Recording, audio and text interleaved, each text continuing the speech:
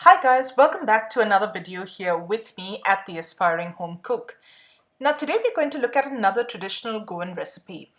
This one is a beautiful coconut cake called Baath. Most often you'll find this on a typical Goan Kuswar platter. Now Kuswar is basically a traditional Goan or Mangalorean Christmas platter. And while I usually always make this around Christmas time, there's no reason why this beautiful cake can't be enjoyed through the year. So with the weather cooling, I thought I'd whip up a batch of Baath. This cake is not your typical light and fluffy sponge cake kind of cake. It's made using coconut and semolina and is a more dense version of the cake, but is absolutely delicious. So here's what you're going to need to make your cake. I've got 200 grams of desiccated coconut, 2 cups of semolina or rava, 2 cups of sugar, 1 teaspoon of baking powder. I've got cardamom powder here. So what I've done is I've taken 6 large green cardamom pods, taken the seeds out, and I have ground those seeds to a powder. I've got about 6 tablespoons of ghee or clarified butter, 6 eggs, and 2 cups of water. And that's all that you're going to need to make this cake. Now this cake is so simple, you don't even need to get out the heavy equipment and your gadgets or your mixers. All you're going to need is a large bowl and a big spoon or a spatula, something sturdy. So I'm going to take you over to the stovetop and we're going to start putting this cake together. To make the cake, you're going to need to place a large pot or a pan like this on medium heat. Add in your 2 cups of water and you're going to let this water come to a boil. Just make sure you're using a heavy bottomed pan for this. Now the water has come to a boil. I'm going to add the sugar in now and I'm going to let that sugar melt.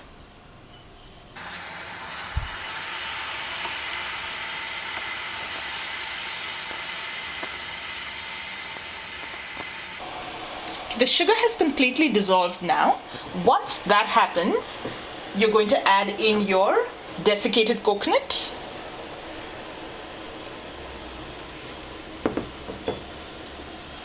And your clarified butter or ghee.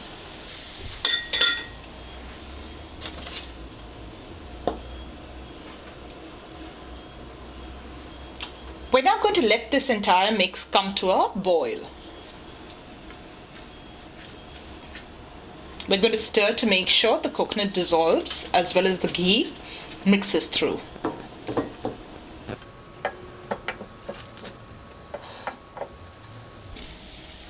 Okay, the mix has come to a boil now. I've got the pan over some medium heat.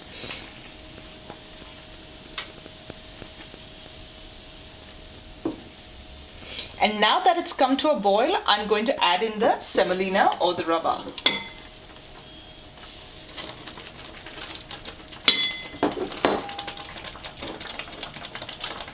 Stir that through and you're going to let this cook for 5 minutes. You're going to keep stirring this continuously while you cook it off. I find that when making sweets, it's harder to keep stirring your spoon like that. So for me, this works better.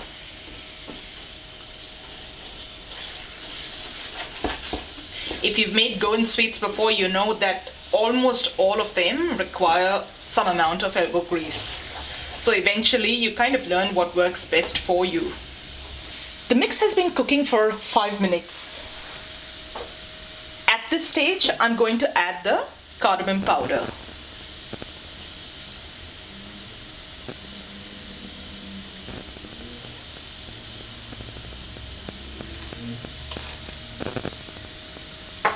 And you're going to stir that through, turn your heat off and take the pan off the heat.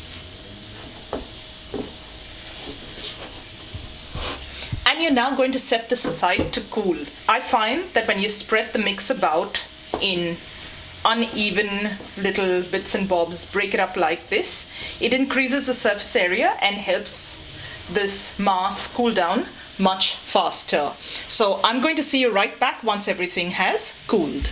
Now my mix has completely cooled down and I'm ready to proceed with the next stage of the cake. It is important to have this completely cooled because otherwise when you add your eggs they're going to scramble and you don't want that. So make sure this has cooled down completely. Preheat your oven to 180 degrees Celsius.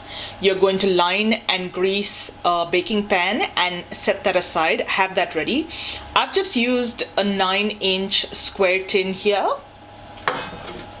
Now into a bowl I'm going to crack the eggs.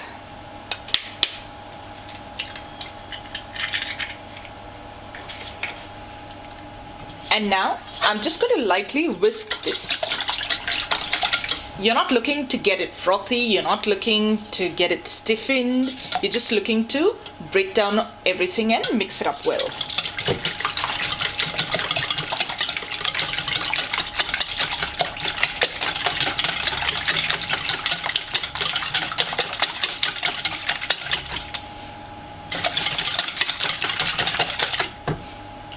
And there you go, that's what the egg looks like. So now the next stage is to add your baking powder. Just going to sprinkle that over and add your eggs. You're going to add the baking powder and the eggs when you're ready to bake.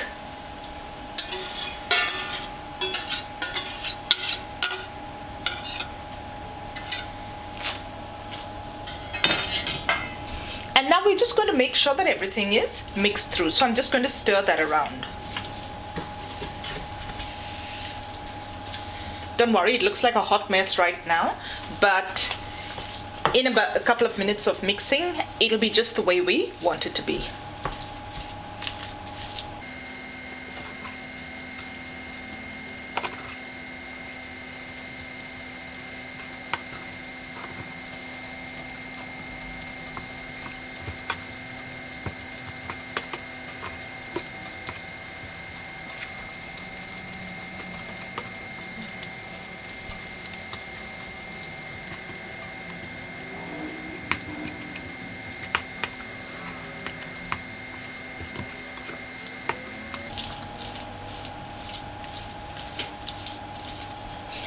What I'm doing at this stage is making sure that there are no big lumps of the dry mix left in the pan. So I'm just pressing down with the back of my spoon to make sure that the egg has incorporated with that dry mix well.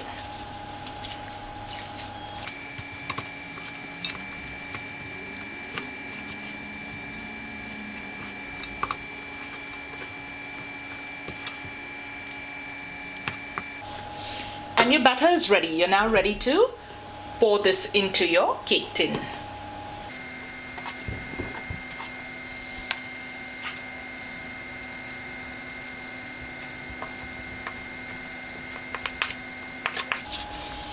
Once I've poured that in, I'm just going to gently push that towards the edges of the pan.